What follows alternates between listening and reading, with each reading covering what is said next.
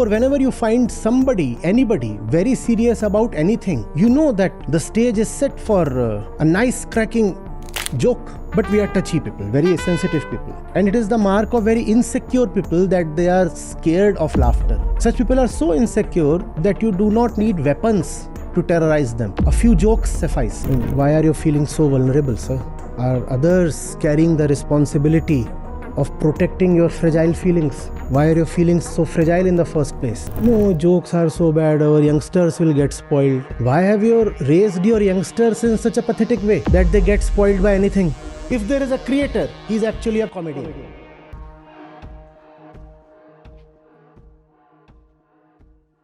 Pranam Acharya Ji. What is humor and what purpose it serves to the human consciousness? And should there be any border to comedy or not? You can laugh at something only when the thing is queer, misplaced, no? If a thing is placed where it must be, will you laugh? But if I place my shoes on my head, you will laugh. Because the thing is inappropriately placed, no? The thing has been given a place, a sense of importance that it does not deserve. And that is the definition of humor. To see what is being given importance and bring it down. Because frankly, nothing deserves importance.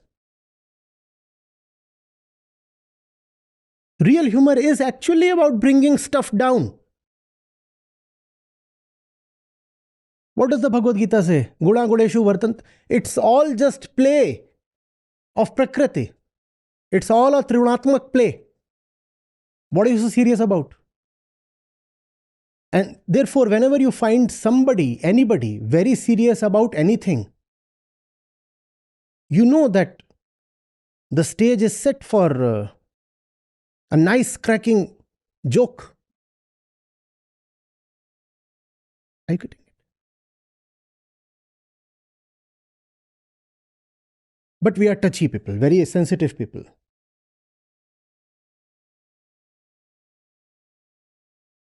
Since we do not understand that all this is just one, therefore we pick pieces of it from here and there and start calling few of those pieces as sacred. And because we have appointed those pieces as sacred, we do not want those pieces to be addressed irreverentially. We say, when you're talking of those things, you better maintain some respect. But sir, only you have declared that those things are respectable. Or have the heavens declared such a thing? So basically you are saying that I must respect your ego. And it is your ego that turns certain objects of its imagination into something sacred. And then you say, you are violating our sacred space. But is that space absolutely sacred? Or has that been named as sacred by you? And if you have the right to call something as sacred, then equally I have the right to not think of it as sacred, no? And if your sentiments are hurt when I step on your sacred space, then I can also say that my sentiments are hurt when you do not allow me to step into something that I do not think of as sacred. If it's a question of sentiment versus sentiment, then my sentiment is as good as yours. Why should I honor your sentiment more than mine?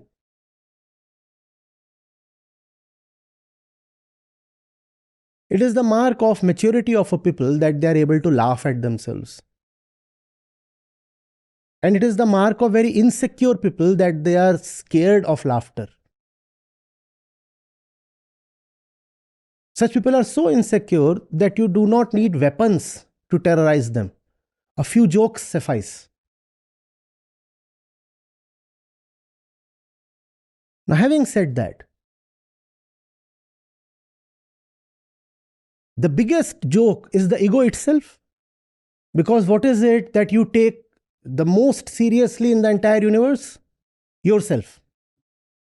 Every living being in its own world is at the center of the universe, no? I am the most important one. Everything else is in relation to my. So a joke is worth calling a good joke, a good one, only when, first of all, it is targeted inwards. Do you have the courage to look at yourself and see what an amusing specimen you are? If you do not have the guts to laugh at yourself, and instead you are always found throwing barbs at others, you are not a good comic. I don't know what dark humor is, but real humor and sharp humor is when you can destroy your own darkness. The man who starts taking himself as a joke is for sure a liberated man. And the mark of bondage is that you will be very sensitive and very vulnerable when it comes to being made the butt of a joke. But you will be very eager to turn others into jokes. Before you make fun of something or somebody, ask yourself, have you first of all made fun of yourself?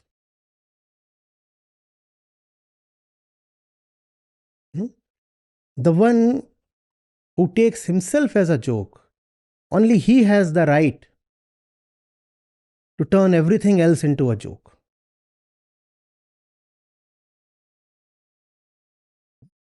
And the great thing about such a person will be that you cannot scare him with consequences.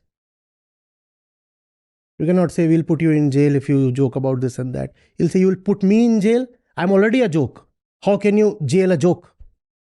And that will be a bigger joke, a jailed joke. So on one side, the joke is on those who take jokes so seriously that they get offended and wounded. On the other side, the joke is on those who keep making joke of others without ever succeeding in seeing how big a joke is their own self. But in general, if you are someone who cannot tolerate jokes, you need to check your insecurities. Surely you are defending something that is fundamentally indefensible. That's why you are so touchy.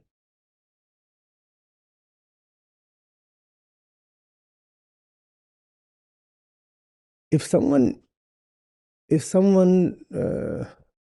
makes joke of stuff that I hold as important,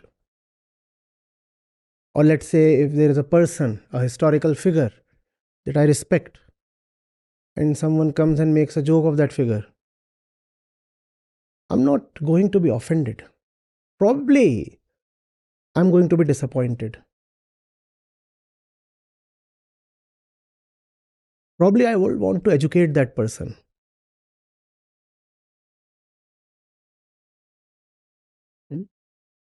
If that fellow is making fun of people I respect, then it's not those people who are getting hurt, right? Are they going to get hurt? No.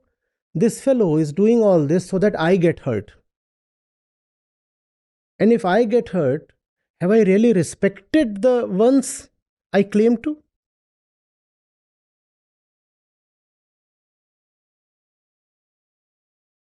So I might even get disillusioned. Maybe I had certain expectations from this person, and those expectations have all been betrayed. Listening to the joke he has come up with, maybe I'll be disappointed, disillusioned. Maybe I'll even be saddened. Maybe I'll tell this person, I'm disappointed with the quality of your joke. Not that your joke is offensive, it's just cringe. Hmm? I think you ought to have a better sense of humor. So all that is a different thing. But to say that our feelings and our sensibilities and our emotions have been hurt. I mean, why are you feeling so vulnerable, sir? Are others carrying the responsibility of protecting your fragile feelings? Why are your feelings so fragile in the first place? I'll drag you to the court for harboring such fragile feelings. You need to get yourself checked up. Why are your feelings so brittle?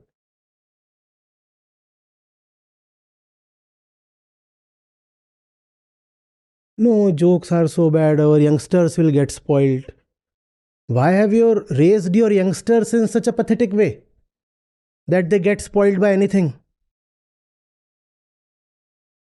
By the way, the youngsters you are trying to protect, listen to kids in class 3 and 4 these days and see whether they have any of those values left in them anyway that you are trying to protect.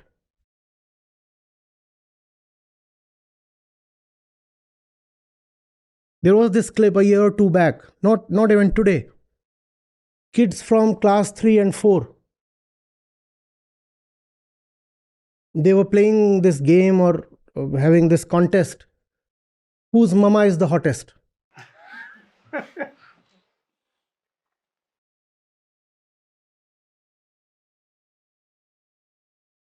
What are you trying to protect your kids from? Your kids are totally exposed to everything, including your mama's pics in her college days. Today she is the mama. Once she was that butterfly in the college. And her Instagram account is 8 years old. Everything is available to be seen. And now the kids' friends are saying, Mama is really hot, man.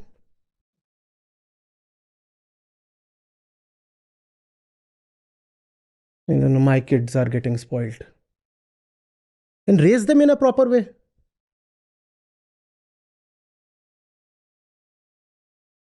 Then the whole issue shifts to right parenting. Once I had said, when you do not have sacredness in your life, then you try to compensate for it by turning all kinds of little and miscellaneous things into sacred. I don't have real sacredness in my life. So then I say, oh no, this is sacred for me. This is also sacred. This is also sacred. 40 different things are then sacred for me. And then you throw a joke at any of those 40 things and I get offended. Why are you trespassing on my sacred space? Sir, sacred spaces are always very internal. How come your sacred space is a public pathway that anybody can step on? I have my sacred space here in my heart. Nobody can touch it. Why is your sacred space so public? All that happens when real sacredness is missing from life. Then all kinds of trivial things are termed as sacred. This is all sacred. And humor is humor. I do not know what dark humor is. I mean, I don't watch much of comedy, so I don't know all that. To me, existence itself is an uproar of laughter. What will I do by watching a stand-up or somebody? Everything about existence is a huge guffaw. Ha ha ha. Everything is a joke and nothing is a joke in particular.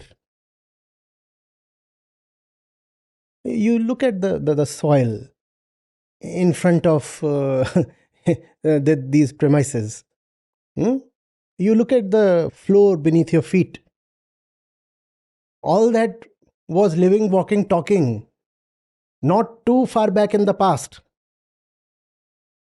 You need a bigger joke. And then you look at your own face. And very soon you will be the soil on the earth. And yet we take ourselves very seriously, you know.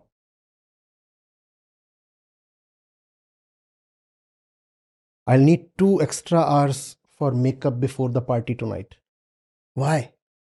There is a pimple this side. No, bhaiya, don't click from here, click from here. Or I'll make this kind of a posture to hide the, obviously. And then she is the organic matter that the bacteria are enjoying. And the pimple was such a big deal once. Dark soil, maybe that's what is called dark humor. Jokes can be in bad taste. Jokes can be very, very poor works of art. But I don't think any joke can have the power to violate that which is really sacred.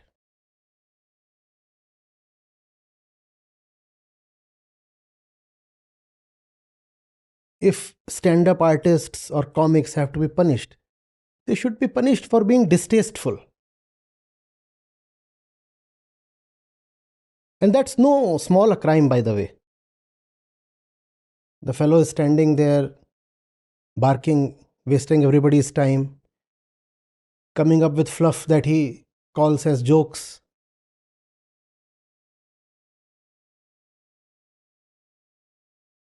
Bankrupt him for that.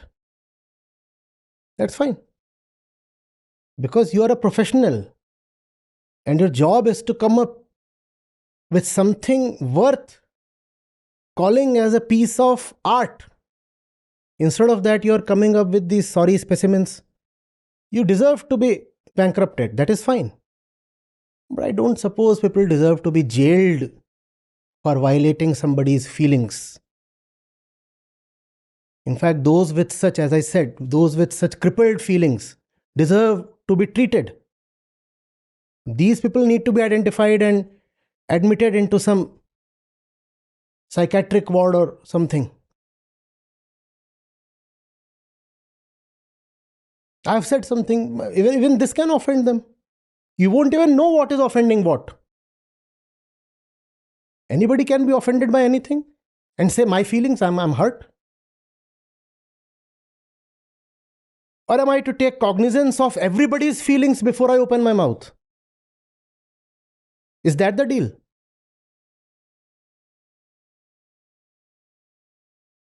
Then no sane person will ever open his mouth at all. Because somebody or the other will always be offended.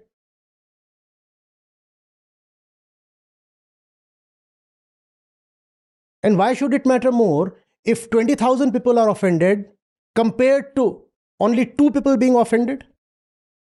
The individual has the same rights as the mob. If even 1 person is being offended, it's the same as offending 1 lakh persons. And if you can jail someone offending 1 lakh persons, jail him on offending even 1 person. And that will mean nobody will say anything at all. You need to have a shut up society then instead of stand up, whatever. The fellow who does not examine himself will take himself very seriously. That's the rule. the less you know yourself, the more you respect yourself. The more is the inner hypocrisy, the bigger is the facade of outer respectability. What respectability? And if I hold something as sacred, it suffices for me that I hold that thing as sacred, right? It's a very intimate relationship between me and that. Why will I demand that you too must respect what I hold sacred? What kind of demand is this? You know, what does this demand betray? That I too don't hold that thing as sacred. Deep within, I'm not sure whether the thing is really sacred at all. So I want the power of the crowd behind me. I say, I hold this thing as sacred, and 20,000 of you too must say that this thing is worth respecting and bow down. So that I feel assured that the thing is indeed sacred. If I'm assured of my faith, why will I seek security in numbers? I know for myself, and that suffices, does it not? I know for myself, it suffices. Now you may keep joking, or you may keep supporting me. Does it matter? It doesn't matter. But our love, our respect, our faith, they are all very borrowed concepts. Borrowed and imposed. We really have no confidence in them. Therefore, we are very scared. Forget the sacred. What is present is the scared. A minor variation. From the sacred to the scared. We are very scared people. Because we don't have real spirituality in life.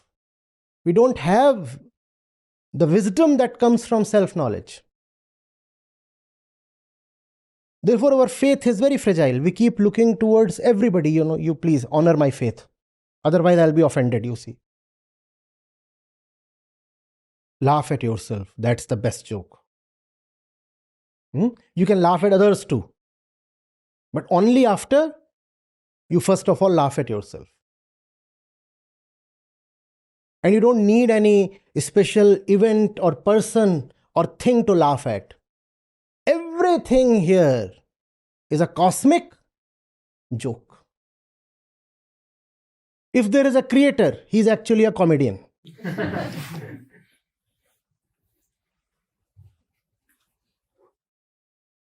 But just this much of caution you must have. Before you laugh at others, laugh at yourself. And then, even when you laugh at others, it won't carry a sting. It will carry compassion. Just download the Acharya Prashant app, and there you go to the community section, and you have live testimonials streaming in at the rate of 1 every 5 minutes. I'm seeing lives change in thousands, if not millions, every day in front of my own eyes. We are doing it. Right. We have actually done it. Join the community of more than 2 lakh participants on the Acharya Prashant app. Your first month is completely free. You'll get full access to Gita Mission. On the app, you will get regular live sessions, daily exclusive conversations with Acharya Prashant, access to the vibrant Gita community, wisdom exams, curated news, audiobooks, quotes, and much more.